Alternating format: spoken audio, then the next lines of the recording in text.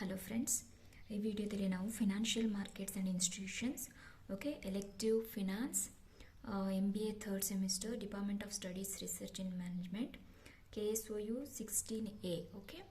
The course code is 16A 116A ಅಂತಲೂ ಕೂಡ ಹೇಳ್ತಾರೆ. ಸೊ ಇದರಲ್ಲಿ ತುಂಬ ಇಂಪಾರ್ಟೆಂಟ್ ಪಾಯಿಂಟ್ಸ್ ಯಾವ್ಯಾವುದಿದೆ, ಎಕ್ಸಾಮ್ಗೆ ಮೀನ್ಸ್ ಅಬೋವ್ 50 ಮಾರ್ಕ್ಸ್ ಮಾಡೋಕ್ಕೆ ಹೇಗೇನು ಮಾಡಬೇಕು, ಏನೇನು ಓದಬೇಕು, ಇಂಪಾರ್ಟೆಂಟ್ ಇದನ್ನು ಅದ್ರಲ್ಲಿ ಕವರ್ ಮಾಡ್ತಾ ಇದ್ದೀನಿ, right. So financial markets and ಇನ್ಸ್ಟಿಟ್ಯೂಷನ್ಸಲ್ಲಿ ಮಾಡ್ಯೂಲ್ 1 ಮತ್ತು ಮಾಡ್ಯೂಲ್ 2 ಮಾಡ್ಯೂಲ್ 3 ಮಾಡ್ಯೂಲ್ 4 ಮಾಡ್ಯೂಲ್ 5 ಇದೆ. ಎಲ್ಲರೊಳಗೂ ಆಲ್ಮೋಸ್ಟ್ ಕ್ವಶನ್ಸ್ ಕೇಳಿದ್ದಾರೆ. ಬಟ್ ಫಸ್ಟ್ ಟೂ ನಿಮ್ಗೆ ಕವರ್ ಮಾಡಿದಾಗ ನೆಕ್ಸ್ಟ್ ನಿಮಗೆ ರಿಪಿಟೇಟಿವ್ ಅಂತ ಅನ್ಸಕ್ಕೆ ಶುರುವಾಗುತ್ತೆ. ಓಕೆ, ಸೊ ನಾನು ಫಸ್ಟ್ ಟೂ ಕವರ್ ಮಾಡೋಕ್ಕೆ ಟ್ರೈ ಮಾಡ್ತೀನಿ ಇದರಲ್ಲಿ. ಆಮೇಲೆ ನೆಕ್ಸ್ಟನ್ನು ನೋಡ್ತಾ ಹೋಗೋಣ. Okay, so overview of Indian financial ಸಿಸ್ಟಮಲ್ಲಿ ಏನೇನು ಬರುತ್ತೆ ಅಂತ. ಓಕೆ ಫ್ರೆಂಡ್ಸ್, ಇದರಲ್ಲಿ ನಾನೊಂದು ಇದನ್ನು ಚಾರ್ಟ್ ತೆಗೆದಿರ್ತೀನಿ. ಐ ಫೆಲ್ಟ್ ಅದು ನಿಮ್ಗೆ ಈಸಿ ಆಗುತ್ತೆ ಅಂತ. ಓಕೆ, ಇಂಡಿಯನ್ ಫಿನಾನ್ಷಿಯಲ್ ಸಿಸ್ಟಮ್ ಅಂತ ತೊಗೊಂಡಾಗ ಹೇಗಿರುತ್ತೆ ಇಂಡಿಯನ್ ಫಿನಾನ್ಷಿಯಲ್ ಸಿಸ್ಟಮ್ ಸ್ಟ್ರಕ್ಚರು ಅಂತ ಬಂದಾಗ I thought I have to share this one with you.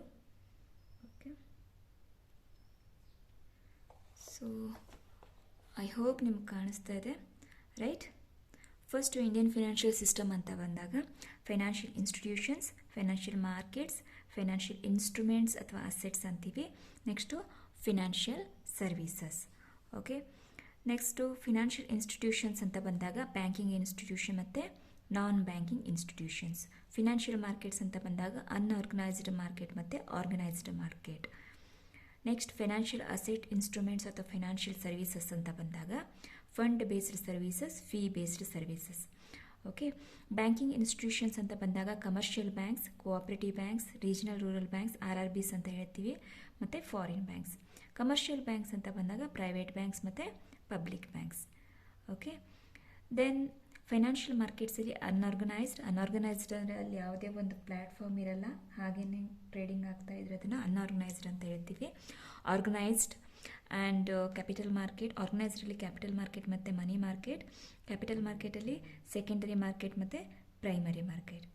Okay, then financial services ಅಂತ ಬಂದಾಗ fund based services, fee based services. Fund ಬೇಸ್ಡಲ್ಲಿ ಬಂದಾಗ leasing, hire purchase, consumer credit, bill discounting, factoring, insurance, ಇವೆಲ್ಲ NBFCಲೂ ಕೂಡ ಬರುತ್ತೆ, right. Then fee based services ಅಂತ ಬಂದಾಗ issue management, merchant banking, credit rating, debt restructuring, stock broking. So ಇವೆಲ್ಲವೂ ಕೂಡ ಇಂಡಿಯನ್ ಫಿನಾನ್ಷಿಯಲ್ ಸಿಸ್ಟಮಲ್ಲೇ ಬರುತ್ತೆ. Okay, financial institutions, financial markets, financial instruments, financial services. ಇನ್ಸ್ಟಿಟ್ಯೂಷನ್ಸಲ್ಲಿ banking institution, non banking institution. Banking ಇನ್ಸ್ಟಿಟ್ಯೂಷನಲ್ಲಿ commercial banks, cooperative bank, regional rural banks, foreign banks. Private bank ಮತ್ತು public bank comes under the commercial banks. Friends, ಇದು classification ಕೇಳ್ಬೋದು, whole financial system ಬಗ್ಗೆ ಬರೀರಿ ಅಂತ ಹೇಳ್ಬೋದು. ಇಲ್ಲ ಒಂದೇ ಇಂಡಿಯನ್ ಇನ್ಸ್ಟಿಟ್ಯೂಷನ್ ಅಂತ ಫೈನಾನ್ಷಿಯಲ್ ಇನ್ಸ್ಟಿಟ್ಯೂಷನ್ಸ್ ಕ್ಲಾಸಿಫಿಕೇಶನ್ ಹೇಳಿ ಅನ್ಬೋದು, ಇಲ್ಲ ಫೈನಾನ್ಷಿಯಲ್ ಮಾರ್ಕೆಟ್ಸ್ ಕ್ಲಾಸಿಫಿಕೇಶನ್ ಕೇಳ್ಬೋದು. ಓಕೆ, ಯಾವುದು ಇದರಲ್ಲಿ ಇಂಡಿವಿಜುವಲ್ ಆಗು ಕೊಡ್ಬೋದು, ಆ್ಯಸ್ ಅ ಹೋಲ್ ಕೂಡ ಕೊಡ್ಬೋದು. ಸೊ ಅದಕ್ಕೆ ಈ ಪಾರ್ಟನ್ನು ಚೆನ್ನಾಗಿ ನೋಡ್ಕೋಬೇಕಾಗತ್ತೆ. Next coming to the Reserve Bank of India. Reserve Bank of India ಅಂತ ನಿಮ್ಗೆ ಗೊತ್ತು, ಎಲ್ಲ ಬ್ಯಾಂಕ್ಸ್ ಇರುತ್ತೆ, ಬ್ಯಾಂಕ್ಸಿಗೆ ಒಂದು ಹೆಡ್. ಓಕೆ, ನಮ್ಗೆ ಹೇಗೆ ಪ್ರೈಮ್ ಮಿನಿಸ್ಟರ್ ಇರ್ತಾರೋ ಅದೇ ಥರ ಬ್ಯಾಂಕ್ಸ್ಗಳಿಗೆ RBI ಅದು ಹೆಡ್ ಆಫ್ ಬ್ಯಾಂಕ್ಸ್ ಅಂತ ಕರಿಬೋದು ಅದನ್ನ.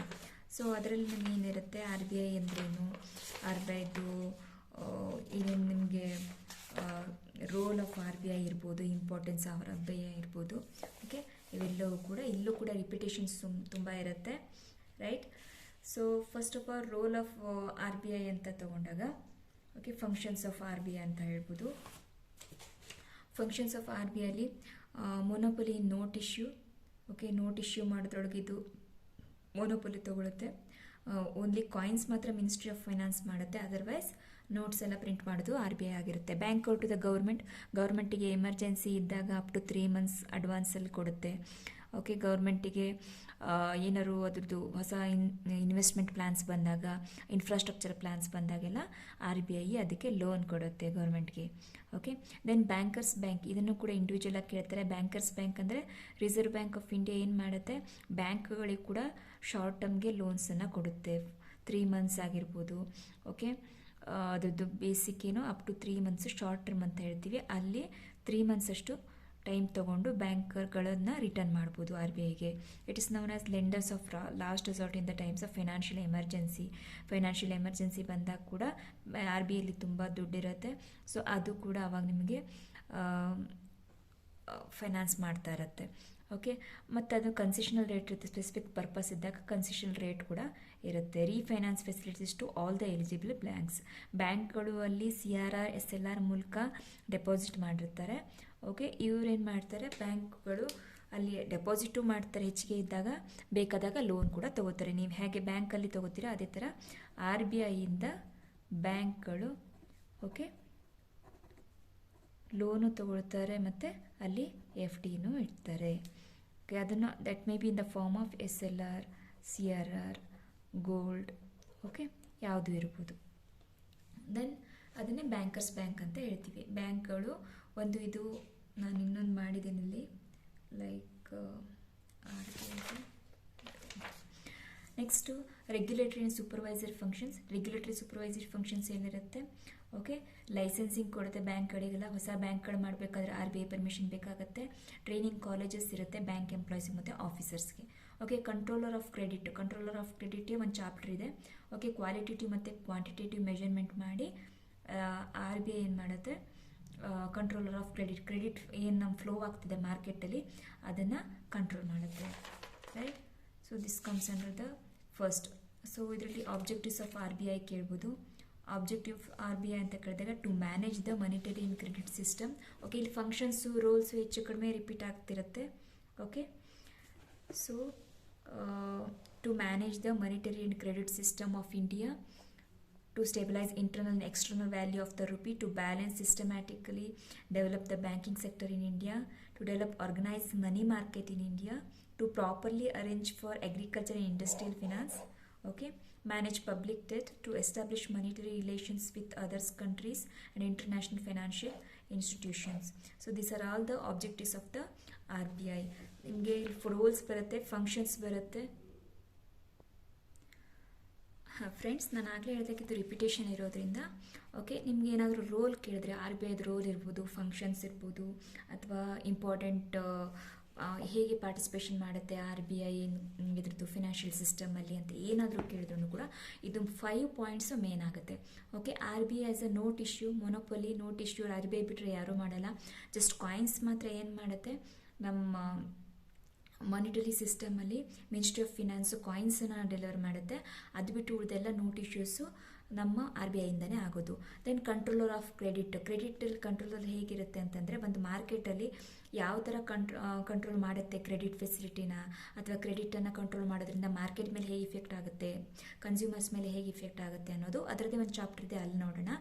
ದೆನ್ ರೆಗ್ಯುಲೇಟರಿ ಆ್ಯಂಡ್ ಸೂಪರ್ವೈಸರಿ, ಇದು ಎರಡೂ ಕೂಡ ಬ್ಯಾಂಕಿಂಗ್ ಮೇಲೆ ಹೇಗೆ ರೆಗ್ಯುಲೇಟರಿ ಫಂಕ್ಷನ್ ಮಾಡುತ್ತೆ, ಸೂಪರ್ವೈಸರಿ ಫಂಕ್ಷನ್ ಮಾಡುತ್ತೆ.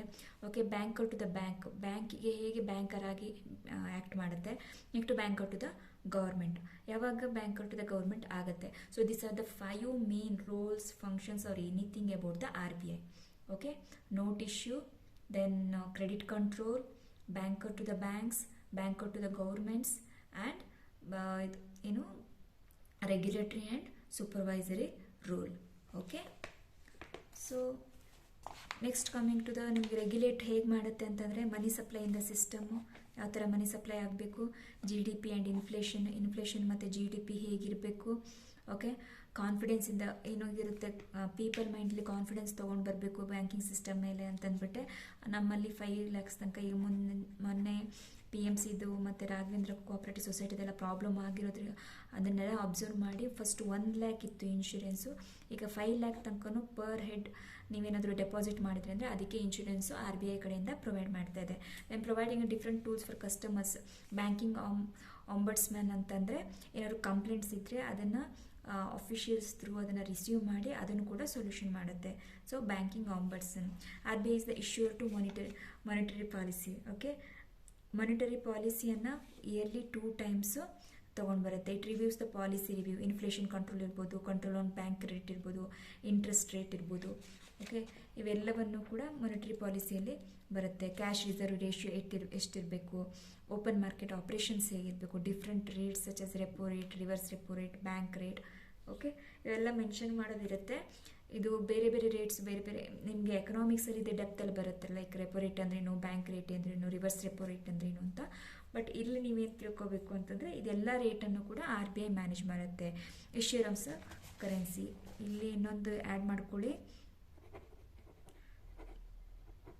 Monetary policy. Okay, 2 times a year ಇದು ಮಾಡುತ್ತೆ. ಅದರೊಳಗೆ ಇನ್ಫ್ಲೇಷನ್ ಕಂಟ್ರೋಲು, GDP ಎಲ್ಲ ಇನ್ಕ್ಲೂಡ್ ಆಗುತ್ತೆ. Okay, then issuer of a currency ಅಂತ ಹೇಳಿದೆ, ಕರೆನ್ಸಿ ಇಶ್ಯೂ ಮಾಡುತ್ತೆ. ಓಕೆ, ದೆನ್ ಏನು ಮಾಡುತ್ತೆ, control and supervisory of banking system ಅಂತ ಬಂದಾಗ KYC ನಾರ್ಮ್ಸ್ ಇರ್ಬೋದು, ಕಾರ್ಪೊರೇಟ್ ಗವರ್ನೆನ್ಸ್ ಇರ್ಬೋದು. ಕಾರ್ಪೊರೇಟ್ ಗವರ್ನೆನ್ಸಲ್ಲಿ ಚೇರ್ಮನ್ ಮತ್ತು ಡೈರೆಕ್ಟರ್ಸ್ ಆಫ್ ದ ಬ್ಯಾಂಕ್ಸನ್ನು RBIನೇ ಸೆಲೆಕ್ಟ್ ಮಾಡುತ್ತೆ. ಆಡಿಟ್ ಆ್ಯಂಡ್ ಇನ್ಸ್ಪೆಕ್ಷನ್ ಇರ್ಬೋದು. ಆಡಿಟ್ ಆ್ಯಂಡ್ ಇನ್ಸ್ಪೆಕ್ಷನ್ ಕ್ಯಾಮಲ್ಸ್ ಅಂತ ಕೇಳ್ತಾರೆ. ಕ್ಯಾಮಲ್ಸ್ ಅಂದರೆ ಕ್ಯಾಪಿಟಲ್ ಅಡಿಕ್ವೆಸಿ ಎಷ್ಟಿರಬೇಕು ಒಂದು ಬ್ಯಾಂಕಲ್ಲಿ, ಅಸೆಟ್ ಕ್ವಾಲಿಟಿ ಹೇಗಿರಬೇಕು, management, earning, liquidity, system and control. Okay, ಇವೆಲ್ಲವೂ ಕೂಡ ಆಡಿಟ್ ಆ್ಯಂಡ್ ಇನ್ಸ್ಪೆಕ್ಷನ್ ಫಂಕ್ಷನ್. ಅದು ಏನಾಗುತ್ತೆ, ಕಂಟ್ರೋಲರ್ ಆ್ಯಂಡ್ ಸೂಪರ್ವೈಸರ್ ಅಂತ ಒಂದು ಬರುತ್ತೆ. ಆ ಒಂದು ರೋಲಲ್ಲಿ ಇದು ಇನ್ಕ್ಲೂಡ್ ಆಗುತ್ತೆ. ಆಡಿಟ್ ಆ್ಯಂಡ್ ಇನ್ಸ್ಪೆಕ್ಷನ್, ಡೆವಲಪ್ಮೆಂಟ್ ಅಂತಂದರೆ ಹೇಗೆ, ಅಗ್ರಿಕಲ್ಚರ್ ಮತ್ತು ರೂರಲ್ ಡೆವಲಪ್ಮೆಂಟಿಗೆ, ಪ್ರಿಯಾರಿಟಿ ಸೆಕ್ಟರ್ಸ್ಗೆ ಲೆಂಡಿಂಗ್ ಮಾಡಬೇಕಾಗುತ್ತೆ. Okay, issuance of licence issue ಮಾಡುತ್ತೆ. ಪ್ರೊಡೆನ್ಷಿಯಲ್ ನಾರ್ಮ್ಸ್ ಅಂತಂದರೆ ಬ್ಯಾಂಕಿಂಗ್ ಸಿಸ್ಟಮಲ್ಲಿ ಬ್ಯಾಂಕಿಂಗ್ ಕಮಿಟಿ ಅಂತ ಇಟ್ಕೊಂಡು ಆ ಕಮಿಟಿಗೆ ರೂಲ್ಸ್ ರೆಗ್ಯುಲೇಷನ್ಸನ್ನು ಬ್ಯಾಂಕ್ಗಳು ಫಾಲೋ ಮಾಡಬೇಕಾಗತ್ತೆ. Okay, this are all comes under the RBI as a controller supervise of the banking system. Okay, so ಇಲ್ಲಿಗೆ RBI ಕಂಪ್ಲೀಟ್ ಆಗುತ್ತೆ. ಓಕೆ, ಇದರ ಆಬ್ಜೆಕ್ಟಿವ್ಸ್ ಕೇಳಿದ್ರು ನೀವು ಇದನ್ನು ಮೆನ್ಷನ್ ಮಾಡ್ಬೋದು, right. Then coming to the commercial banks in India. ಅದಕ್ಕಿಂತ ಮುಂಚೆ that is unit 2. Unit 4ಅಲ್ಲಿ ನಿಮಗೆ ಕ್ರೆಡಿಟ್ ಕಂಟ್ರೋಲ್ ಸಿಸ್ಟಮ್ ಬಗ್ಗೆ ಹೇಳಿದ್ದಾರೆ. ಓಕೆ, ಹೇಗೆ RBI ಇದನ್ನೇ ಒಂದು ಫುಲ್ ಕ್ವಶನ್ನೇ ಕೊಟ್ಟಿರ್ತಾರೆ. Okay, role of RBI in credit ಕಂಟ್ರೋಲಲ್ಲಿ RBI ಹೇಗೆ ಆ್ಯಕ್ಟ್ ಮಾಡುತ್ತೆ ಅಂತ. ಬ್ಯಾಂಕ್ ರೇಟ್ ಅಂತಂದರೆ RBI ಓಕೆ ಬ್ಯಾಂಕ್ಗಳಿಗೆ ಲೋನನ್ನು ಕೊಟ್ಟಾಗ ಓಕೆ ಅದನ್ನು ನಾವೇನಂತೀವಿ ಬ್ಯಾಂಕ್ ರೇಟ್ ಅಂತ ಹೇಳ್ತೀವಿ. ಓಕೆ, ನೆಕ್ಸ್ಟು ರೆಪೋ ರೇಟ್ ಬರುತ್ತೆ, ರಿವರ್ಸ್ ರೆಪೋ ರೇಟ್ ಕೂಡ ಬರುತ್ತೆ. ರೆಪೋ ರೇಟಲ್ಲಿ ಏನಾಗುತ್ತೆ, ಬ್ಯಾಂಕಿಂದ ಅಂದರೆ ಇದು ಲಾಂಗ್ ಟರ್ಮು ಶಾರ್ಟ್ ಟರ್ಮ್ ಮೇಲೂ ಡಿಪೆಂಡ್ ಆಗುತ್ತೆ. ಓಕೆ, ಶಾರ್ಟ್ ಟರ್ಮ್ ಫಂಡ್ ಕೊಟ್ಟಾಗ ರೆಪೋ ರೇಟ್ ಆಗುತ್ತೆ. ಅದೇ ಬ್ಯಾಂಕ್ಗಳು RBI ಜೊತೆ FD ಇಟ್ಟಾಗ ಅಥವಾ ಡೆಪಾಸಿಟ್ಸ್ ಇದ್ದಾಗ ಅದನ್ನ ರಿವರ್ಸ್ ರೆಪೋ ರೇಟ್ ಅಂತ ಹೇಳ್ತೀವಿ. ಓಪನ್ ಮಾರ್ಕೆಟ್ ಆಪ್ರೇಷನ್ಸ್ ಏನು ಮಾಡುತ್ತೆ, ಗೌರ್ಮೆಂಟ್ ಸೆಕ್ಯೂರಿಟೀಸ್ ಇರುತ್ತೆ, ಬೈಯಿಂಗ್ ಮತ್ತು ಸೆಲ್ಲಿಂಗ್ ಮಾಡಿ ಗೌರ್ಮೆಂಟ್ ಸೆಕ್ಯೂರಿಟೀಸನ್ನು ಬೈ ಮತ್ತು ಸೆಲ್ ಮಾಡುತ್ತೆ ಓಪನ್ ಮಾರ್ಕೆಟ್ ಆಪ್ರೇಷನ್ಲಿ. ಇದು ಮಾಡೋದ್ರಿಂದ ಏನಾಗುತ್ತೆ, ಸೆಂಟ್ರಲ್ ಬ್ಯಾಂಕ್ ಜಾಸ್ತಿ ಸೆಕ್ಯೂರಿಟಿನ ಸೆಲ್ ಮಾಡಿದಾಗ, ಜಾಸ್ತಿ ಜನ ಅದನ್ನು ಪರ್ಚೇಸ್ ಮಾಡಿದಾಗ ಕ್ರೆಡಿಟ್ಟು ಒಂದು ಎಕಾನಮಿಯಲ್ಲಿ ಏನಿರುತ್ತೆ, ಮನಿ ಫ್ಲೋ ಏನಿರುತ್ತೆ ಅದು ಕಡಿಮೆ ಆಗುತ್ತೆ, ರೈಟ್. ಅದು ಕಡಿಮೆ ಆಗೋದ್ರಿಂದ ಅಲ್ಲಿ ಕಾಂಟ್ರಾಕ್ಷನ್ ಇನ್ ಕ್ರೆಡಿಟ್ ಆಗುತ್ತೆ. ಸೊ ದಟ್ ಇನ್ಫ್ಲೇಷನ್ ಆಗೋದೆಲ್ಲ ಕಡಿಮೆ ಆಗುತ್ತೆ. ಓಕೆ, ವೇರಿಯಬಲ್ ರಿಸರ್ವ್ ರೇಷಿಯೋ ಅಂತಂದರೆ cash reserve ratio is called a minimum legal reserve requirement. ಕೆಲವೊಂದು ಮಿನಿಮಮ್ ಇದೆ. ಒಂದು ಬ್ಯಾಂಕ್ ಅಂತ ತೊಗೊಂಡ್ರೆ ಬ್ಯಾಂಕು ಮಿನಿಮಮ್ ಇಷ್ಟು ಕ್ಯಾಶ್ ರಿಸರ್ವ್ಸನ್ನು RBIಯಲ್ಲಿ ಇಡಬೇಕು ಅನ್ನೋದಿದೆ. ಸೊ ಅದೇನಾಗುತ್ತೆ, ವೇರಿಯೇಬಲ್ ಆಗ್ತಾ ಇರುತ್ತೆ, ಡಿಪೆಂಡ್ಸ್ ಆನ್ ದ ಏನು ರಿಸರ್ವ್ ರೇಷಿಯೋ ಏನಿದೆ ಅದು ಇನ್ಕ್ರೀಸು ಆಗ್ಬೋದು, ರೆಡ್ಯೂಸು ಆಗ್ಬೋದು. ಓಕೆ, ಕ್ರೆಡಿಟ್ ಕ್ರಿಯೇಷನ್ ಹೇಗೆ ಆಗಬೇಕು ಒಂದು ಎಕಾನಮಿ ಅನ್ನೋದ್ರ ಮೇಲೆ ಈ ನಮ್ಮದು ವೇರಿಯೇಬಲ್ ರಿಸರ್ವ್ ರೇಷಿಯೋ ಡಿಪೆಂಡ್ ಆಗಿರುತ್ತೆ. Then quantitative or selective control method. ಇದರೊಳಗೆ ಏನಿರುತ್ತೆ, ಸೆಲೆಕ್ಟಿವ್ ಕಂಟ್ರೋಲ್ ಮೆಥಡ್ಸಲ್ಲಿ ಅಗೇನ್ ಇಲ್ಲಿ SLR ಕೂಡ ಬರುತ್ತೆ. ಓಕೆ, ಸೆಕೆಂಡ್ ಕ್ವಾಂಟಿಟೇಟಿವಲ್ಲಿ ಏನು ಬರುತ್ತೆ, bank rate, open market operations ಮತ್ತು ವೇರಿಯೇಬಲ್ ಏನಿರುತ್ತೆ VRR. Okay, variable reserve ratio, open market operations ಮತ್ತು ವೇರಿಯೇಬಲ್ ರಿಸರ್ವ್ ರೇಷಿಯೋ ಏನು ಬರುತ್ತೆ, ಇದು ನಮ್ಮ RBIದು ಕ್ವಾಂಟಿಟೇಟಿವ್ ಕ್ರೆಡಿಟ್ ಕಂಟ್ರೋಲಲ್ಲಿ ಬರುತ್ತೆ. ಕ್ವಾಲಿಟೇಟಿವ್ ಕ್ರೆಡಿಟ್ ಕಂಟ್ರೋಲ್ ಅಂತಂದ್ರೇನು, ಅದು ಡೈರೆಕ್ಟಾಗಿ ಮಾರ್ಜಿನ್ ರಿಕ್ವೈರ್ಮೆಂಟ್ಸ್ ಸರ್ಟನ್ ಬ್ಯಾಂಕಿಗೆ ಕಡಿಮೆ ಮಾಡ್ಬೋದು. ಓಕೆ, 70% ನೀವು ಇಟ್ಕೊಂಡಿರಬೇಕು. ಕಮರ್ಷಿಯಲ್ ಬ್ಯಾಂಕ್ಸು 30% ಮಾರ್ಜಿನ್ ಫಿಕ್ಸ್ ಇರಬೇಕು, 70% ಲೋನ್ ಕೊಡ್ಬೋದು ಅಂತ ಹಾಗಿರುತ್ತೆ. ಅದು requirement certain banks margin requirement ಮೇಲೆ ಹೋಲ್ಡ್ ಮಾಡುತ್ತೆ. ದೆನ್ ಕನ್ಸ್ಯೂಮರ್ ಕ್ರೆಡಿಟ್, ಯಾವ ಕನ್ಸ್ಯೂಮರ್ಗೆ ಎಷ್ಟು ತನಕ ಕ್ರೆಡಿಟನ್ನು ಕೊಡ್ಬೋದು. ಕಂಟ್ರೋಲ್ ಟು ಡೈರೆಕ್ಟಿವ್ಸ್, ಕೆಲವೊಂದು ರೂಲ್ಸ್ ಆ್ಯಂಡ್ ರೆಗ್ಯುಲೇಷನ್ಸ್ ಹಾಕಿ ಅದ್ರ ಥ್ರೂ ಕಂಟ್ರೋಲ್ ಮಾಡುತ್ತೆ. Then rationing of the credit, okay, discounting bills ಮೇಲೆ ರಿಸ್ಟ್ರಿಕ್ಟ್ ಹಾಕ್ಬೋದು, ಅಥವಾ ಲೋನ್ಸು ಅಡ್ವಾನ್ಸಸ್ ಎಷ್ಟು ಮಾಡ್ಬೋದು ಅನ್ನೋದ್ರ ಮೇಲೆ ರೇಷನಿಂಗ್ ಆಫ್ ಕ್ರೆಡಿಟ್ ಅಂತ ಹೇಳ್ತೀವಿ, ಅದರ ಮೇಲೆ ಕಂಟ್ರೋಲ್ ಮಾಡ್ಬೋದು. ಡೈರೆಕ್ಟ್ ಆ್ಯಕ್ಷನ್ ಅಂತಂದರೆ ಕ್ರೆಡಿಟ್ ಫೆಸಿಲಿಟಿನ ಎಕ್ಸ್ಟೆಂಡ್ ಮಾಡ್ಬೋದು, ಅಥವಾ ಎಕ್ಸ್ಟೆಂಡ್ ಮಾಡೋದನ್ನು ರೆಫ್ಯೂಸಲ್ ಕೂಡ ಮಾಡ್ಬೋದು. ಆಮೇಲೆ ಪರ್ಮಿಷನ್ ಟು ಓಪನ್ ನ್ಯೂ ಬ್ರಾಂಚಸ್ಸನ್ನು ಓಪನ್ ಮಾಡಬಾರ್ದು ಅಂತ ಏನು ಮಾಡಬೇಕು, ಆ ಪರ್ಮಿಷನನ್ನು ಅದು ತೆಗೆದು ಹಾಕ್ಬೋದು. ದೆನ್ ಮಾರಲ್ ಸುಯೇಷನ್ಸ್ ಅಂತಂದರೆ lending activities of Reserve Bank of India uses persuasion to influence the lending activities ಮೇಲೆ ಇದೇನು ಮಾಡುತ್ತೆ, ಇನ್ಫ್ಲೂಯೆನ್ಸ್ ಮಾಡುತ್ತೆ. ಓಕೆ, ಅದಕ್ಕೆ ಪೀರಿಯಾಡಿಕಲ್ ಲೆಟರ್ ಕಳಿಸಿ ಇಷ್ಟನ್ನು ಲೆಂಡ್ ಮಾಡ್ಬೋದು, ಇಷ್ಟು ಪರ್ಸೆಂಟೇಜ್ ಲೆಂಡ್ ಮಾಡ್ಬೋದು ಅಂತ ಇದನ್ನು ಕ್ವಾಲಿಟೇಟಿವ್ ಮೆಜರ್ಮೆಂಟ್ ಅಂತ ಹೇಳ್ತೀವಿ. So these are all comes under the banking sector credit control. Okay, qualitative general credit control ಅಥವಾ quantitative general credit control, qualitative selective control methods ಇವೆರಡೂ ಕೂಡ regulatory framework of the RBI ಅಲ್ಲಿ ಬರುತ್ತೆ. Right, bank rate, open market operations, variable reserve ratio comes under the quantitative general credit control. Qualitative ಅಲ್ಲಿ ಏನು ಬರುತ್ತೆ, varying margin requirement for the bank, regulation of the consumer credit, moral ಸುಯೇಷನ್, direct action, rationing of credit, control through directives. Fine, ಇದೇನಾಗುತ್ತೆ ನಿಮಗೆ unit 4 ಅಲ್ಲಿ ಬಂದಿರುವಂಥದ್ದು. Okay, ಇದರೊಳಗೆ maintenance of liquid assets ಅಂತ ಕೇಳ್ತಾರೆ. ಲಿಕ್ವಿಡ್ ಅಸೆಟ್ಸ್ ಅಂತ CRR ಇರ್ಬೋದು, SLR ಇರ್ಬೋದು. ಓಕೆ, SLR ಅಂದರೆ statutory liquid ratio up to 40% ತನಕ up to 40% of the net demand and time liabilities ಮಾಡ್ಬೋದು. At present up to 25% of net demand and time ಲಯಬಿಲಿಟೀಸನ್ನು ಬ್ಯಾಂಕ್ಗಳು RBI ಅಲ್ಲಿ ಇಡಬೇಕಾಗತ್ತೆ. ಓಕೆ, ಏನಾದರೂ ಎಮರ್ಜೆನ್ಸಿ ಸಿಚುವೇಶನ್ಸ್ಗೆ ಬೇಕಾಗತ್ತೆ, ಮತ್ತು ಆ ಬ್ಯಾಂಕಿಂಗ್ದು ಒಂದು ಸೆಕ್ಯೂರಿಟಿ ಡೆಪಾಸಿಟ್ ಥರ SLR ವರ್ಕ್ ಮಾಡುತ್ತೆ. ಓಕೆ, CRR ಅಂದರೆ cash reserve ratio. Reserve ratio ಅಂದರೆ ಇಷ್ಟು ಕ್ಯಾಶನ್ನು ಒಂದು ಬ್ಯಾಂಕ್ಗಳು ರಿಸರ್ವ್ ಬ್ಯಾಂಕ್ ಹತ್ರ ಇಡಬೇಕಾಗತ್ತೆ. ಓಕೆ, ಓಪನಿಂಗ್ ಆಫ್ ನೆಕ್ಸ್ಟು ಆಯಿತು. ಈಗ next coming to the commercial banks. Okay, commercial banks, unit 2 commercial banks ಹೇಗೆ ವರ್ಕ್ ಆಗುತ್ತೆ ಅಂತ. ಓಕೆ, ಕಮರ್ಷಿಯಲ್ ಬ್ಯಾಂಕ್ಸಲ್ಲಿ ನಿಮ್ಗೆ important functions of commercial banks ಅಂತ ಕೇಳ್ಬೋದು. Okay, primary functions and secondary functions. Primary functions ಅಂದರೆ accepting deposits and loans. Okay, ಲೋನ್ಸಲ್ಲಿ OD ಬರ್ಬೋದು, overdraft, cash credit, term loan, gold loan, discounting bill, ಇವೆಲ್ಲವೂ ಕೂಡ ಪ್ರೈಮರಿಲಿ ಲೆಂಡಿಂಗ್ ಲೋನ್ಸಲ್ಲಿ ಬರುತ್ತೆ. Primary ಫಂಕ್ಷನ್ಸಲ್ಲಿ accepting deposits and lending loans commercial ಬ್ಯಾಂಕ್ಸ್ಗೆ. Okay, secondary functions ಅಂತ ಬಂದಾಗ ಏಜೆನ್ಸಿ ಫಂಕ್ಷನ್ಸ್ ಅಂತ ಬಂದಾಗ ನಿಮಗೆ ಲಾಕರ್ ಬಿಲ್ಸ್ ಇರ್ಬೋದು, ಸೇಫ್ಟಿ ಲಾಕರ್ ಕೊಡ್ತಾ ಇರ್ಬೋದು, ಬಿಲ್ಸನ್ನು ಪೇ ಮಾಡೋದಿರ್ಬೋದು, ರೆಂಟ್ ಪೇ ಮಾಡ್ಬೋದಿರ್ಬೋದು. ಓಕೆ, ಇವೆಲ್ಲ ಏನಾಗುತ್ತೆ, ಎಲೆಕ್ಟ್ರಿಸಿಟಿ ಬಿಲ್ ಇರ್ಬೋದು, ವಾಟರ್ ಬಿಲ್, ಇನ್ಶೂರೆನ್ಸ್ ಪ್ರೀಮಿಯಮ್ ಇರ್ಬೋದು. ಆಮೇಲೆ ಕಸ್ಟಮರ್ ಇನ್ ಟಾಸ್ಕ್ ಪ್ಲ್ಯಾನಿಂಗಲ್ಲಿ ಹೆಲ್ಪ್ ಮಾಡುತ್ತೆ. ಆಮೇಲೆ ಸ್ಯಾಲ್ರೀಸ್, ಎಂಪ್ಲಾಯಿ ಸ್ಯಾಲ್ರೀಸ್ ಪೇ ಮಾಡೋದ್ರೊಳಗೆ ಇದೆಲ್ಲ ಏಜೆನ್ಸಿ ಫಂಕ್ಷನಲ್ಲಿ ಬರುತ್ತೆ. ದೆನ್ ಯುಟಿಲಿಟಿ ಸರ್ವಿಸಸ್ ಅಂದರೆ ರೆಮಿಟೆನ್ಸ್ ಇರ್ಬೋದು, ಟ್ರಾವೆಲರ್ ಚೆಕ್ಸ್ ಇರ್ಬೋದು, ಬಿಲ್ ಆಫ್ ಎಕ್ಸ್ಚೇಂಜಸ್ ಇರ್ಬೋದು, ಇವೆಲ್ಲ ಯುಟಿಲಿಟಿ ಸರ್ವಿಸಸಲ್ಲಿ ಬರುತ್ತೆ. Functions of commercial banks, primary function and secondary function. Okay, credit creation ಇರ್ಬೋದು, ಲೋನನ್ನು ನೀವು ಲೋನ್ ಅಕೌಂಟ್ ಲೋನ್ ಕೊಡಬೇಕಾದ್ರೆ ಕ್ಯಾಶಲ್ಲಿ ಲೋನ್ ಕೊಡ್ತಾ ಇರಲ್ಲ, ನಿಮಗೆ ಒಂದು ಅಕೌಂಟ್ ಓಪನ್ ಮಾಡ್ತಾರೆ, ಆ ಅಕೌಂಟಿಗೆ ಡೆಪಾಸಿಟ್ ಮಾಡಿ ಆಮೇಲೆ ಲೋನನ್ನು ಡಿಸ್ಪರ್ಸ್ ಮಾಡ್ತಾರೆ. ಸೊ ಅದನ್ನು ಕ್ರೆಡಿಟ್ ಕ್ರಿಯೇಷನ್ ಅಂತ ಹೇಳ್ಬೋದು. ಸೊ ಅದು ಏನು ಮಾಡುತ್ತೆ, ಸ್ಟಾಕ್ ಡೆಪಾಸಿಟ್ಸ್ನ ಇನ್ಕ್ರೀಸ್ ಮಾಡುತ್ತೆ. So stock of the money increase ಆಗುತ್ತೆ, ಸ್ಟಾಕ್ ಡೆಪಾಸಿಟ್ಸು ಇನ್ಕ್ರೀಸ್ ಆಗುತ್ತೆ. ಸೊ ಅದನ್ನು ಕ್ರೆಡಿಟ್ ಕ್ರಿಯೇಷನ್ ಅಂತ ಹೇಳ್ತಾರೆ. This are the 3 main functions of the commercial banks. One is primary function, secondary function and credit creation. Primary function accepting deposit, lending loans. Secondary function, okay, agency functions. Then utility services, credit creation ಅಲ್ಲಿ ಲೋನ್ಗೆ ಅಕೌಂಟನ್ನು create ಮಾಡೋದು. Okay, then structure of commercial banks ಅಂತ ಕೇಳ್ಬೋದು. Scheduled commercial banks and non scheduled commercial banks. Scheduled commercial ಬ್ಯಾಂಕ್ಸಲ್ಲಿ public bank, private bank, RRBs ಅಂದರೆ regional rural banks, ಮತ್ತು foreign banks. So these are the 4 scheduled commercial banks. Okay, then ಕೇಳ್ಬೋದು nationalisation of commercial banks ಆಗಿದೆ, right? ಅದರಿಂದ ಏನು use ಆಗುತ್ತೆ?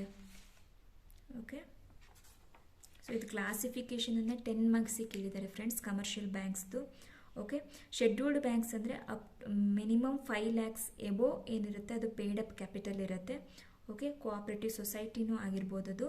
Activity bank will not adversely effect the interest of the ಡೆಪಾಸಿಟರ್ಸ್ದು ಏನಾದರೂ ಡೆಪಾಸಿಟ್ಗಳಿದ್ರೆ ಅದಕ್ಕೇನು ಡಿಸ್ಟರ್ಬೆನ್ಸ್ ಆಗ್ತಿದ್ದಂಗೆ ಬ್ಯಾಂಕಿಂಗ್ ಆ್ಯಕ್ಟಿವಿಟೀಸನ್ನು ಮಾಡಬೇಕಾಗುತ್ತೆ.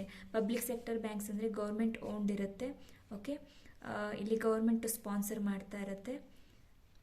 So 50% of their capital is provided by the central government and 15% by concern state government, 35% by sponsored commercial banks. So ಇವು combination ನಾವೇನಂತೀವಿ public sector banks ಅಂತ ಹೇಳ್ತೀವಿ. Okay, then private banks are those in which majority of share capital kept by business, house and individual. After the nationalization, entry of private sector banks is restricted.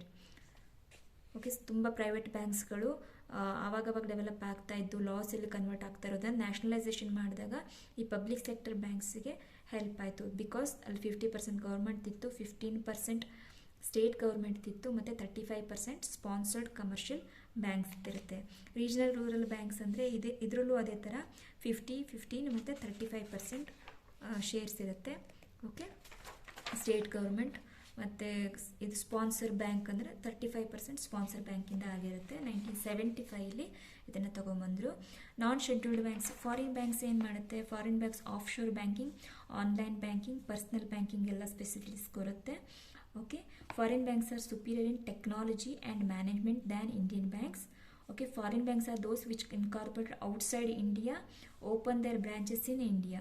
Foreign banks ಫಾರಿನಲ್ಲಿ ಇರುತ್ತೆ ಅವ್ರದ್ದು main branch, ಅಲ್ಲಿಂದ ಇಂಡಿಯಾದಲ್ಲಿ ಅವು branches open ಮಾಡಿರುತ್ತೆ. Foreign banks perform all the functions like other commercial banks. Okay, so this are the 4 types of scheduled banks ಮತ್ತು non scheduled banks, commercial ಬ್ಯಾಂಕ್ಸಲ್ಲಿ ಬರುವಂಥ ಕ್ಲಾಸಿಫಿಕೇಷನು. ಶೆಡ್ಯೂಲ್ಡ್ ಬ್ಯಾಂಕ್ಸಲ್ಲಿ public sector banks, private sector banks, foreign banks ಮತ್ತು RRBs ಬರುತ್ತೆ. Okay, then need for nationalisation of commercial banks. Commercial banks nationalisation ಯಾಕೆ ಮಾಡಬೇಕು ಅನ್ನೋದೊಂದು question ಇದೆ. ಓಕೆ, ಅದರಲ್ಲಿ ಡಿಸ್ಅಡ್ವಾಂಟೇಜಸ್ ಕೂಡ ಇದೆ. So nationalisation of commercial banks, okay, ಇದ್ರದ್ದು ನೀಡ್ ಅಂತ ಕೇಳಿದಾಗ ವೆಲ್ತ್ ಕ್ರಿಯೇಷನ್ ಮಾಡೋಕ್ಕೆ ಹೆಲ್ಪ್ ಮಾಡುತ್ತೆ. ಓಕೆ, ದೆನ್ ಕಾನ್ಫಿಡೆನ್ಸ್, ಪೀಪಲಲ್ಲಿ ಕಾನ್ಫಿಡೆನ್ಸ್ ಬರುತ್ತೆ. ಓಕೆ, ನ್ಯಾಷನಲೈಸ್ಡ್ ಬ್ಯಾಂಕ್ ಇರೋದ್ರಿಂದ ನಮ್ಮ ಹಣಕ್ಕೆ ಯಾವುದೇ ತೊಂದರೆ ಇಲ್ಲ ಅನ್ನೋದು ಪೀಪಲ್ ಮೈಂಡಲ್ಲಿ ಫಿಯರನ್ನು ತೆಗೆದಾಕತ್ತೆ.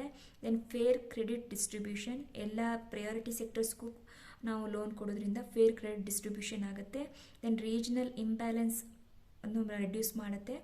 RBI ಡೈರೆಕ್ಟಿವ್ಸ್ ಇರುತ್ತೆ, ರೂಲ್ಸ್ ಆ್ಯಂಡ್ ರೆಗ್ಯುಲೇಷನ್ಸ್ ಇರುತ್ತೆ, ಮತ್ತು ಪ್ರಿಯಾರಿಟಿ ಸೆಕ್ಟರ್ಸ್ಗೆ ಲೆಂಡಿಂಗ್ ಮಾಡೋಕ್ಕೆ ಇದು ಗೈಡ್ಲೈನ್ಸ್ ಇರುತ್ತೆ. So this are the need for the nationalisation of commercial banks. Wealth creation, confidence, fair credit distribution, regional imbalance reduce ಮಾಡುತ್ತೆ, RBI directives, rules and regulations ಇರುತ್ತೆ, ಮತ್ತು priority ಸೆಕ್ಟರ್ಸ್ಗೆ ಲೆಂಡಿಂಗ್ ಮಾಡೋದಿರುತ್ತೆ. So nationalisation of commercial banks advantages ಏನಂತಂದರೆ check on the monopoly ಅಂತಂದರೆ commercial banks nationalisation ಆಗೋಕ್ಕಿಂತ ಮುಂಚೆ ಕೆಲವು ಬ್ಯಾಂಕ್ಗಳು ಎಲ್ಲ ಹಣವನ್ನು ಇಟ್ಕೋತಾ ಇದ್ವು ಮತ್ತು ಅದನ್ನು ತಮಗೆ ಬೇಕಾದವರಿಗೆ ಲೋನ್ಗಳನ್ನು ಕೊಡ್ತಾಯಿದ್ರು. So that check on monopoly, credit priority ಸೆಕ್ಟರ್ಸ್ಗೆ ಕ್ರೆಡಿಟ್ ಕೊಡೋ ಥರ ಆಯಿತು.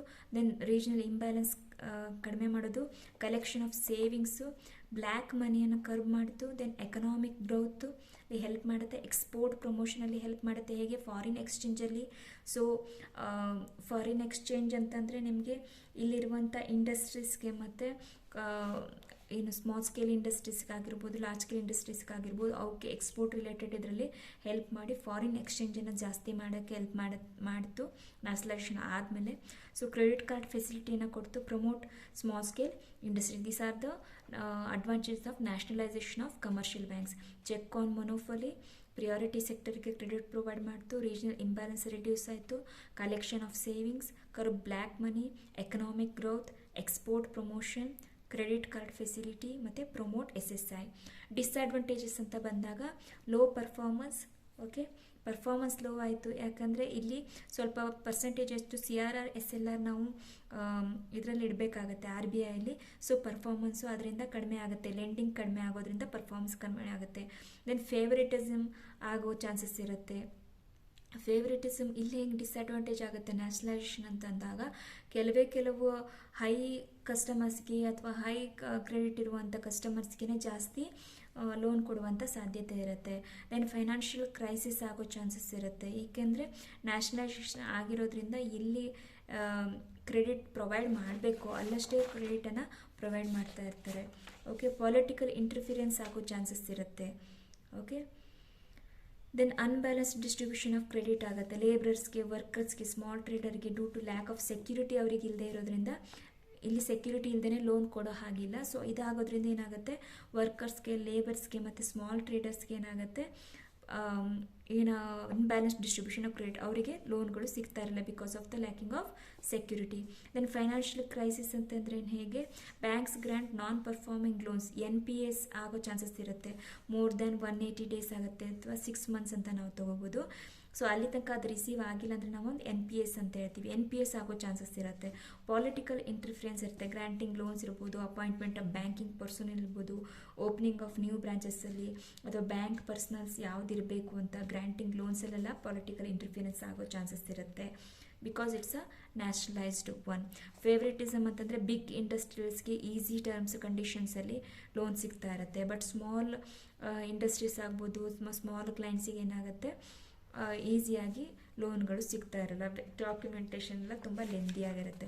So this are the disadvantage of the nationalisation from commercial banks. Okay friends, next ವೀಡಿಯೋದಲ್ಲಿ ನಾವು ಯೂನಿಟ್ 3 ಮತ್ತು ಯೂನಿಟ್ 4 ನೆಕ್ಸ್ಟ್ ವೀಡಿಯೋಸನ್ನು ನೋಡೋಣ. This are the important most expected questions from financial institutions and financial markets.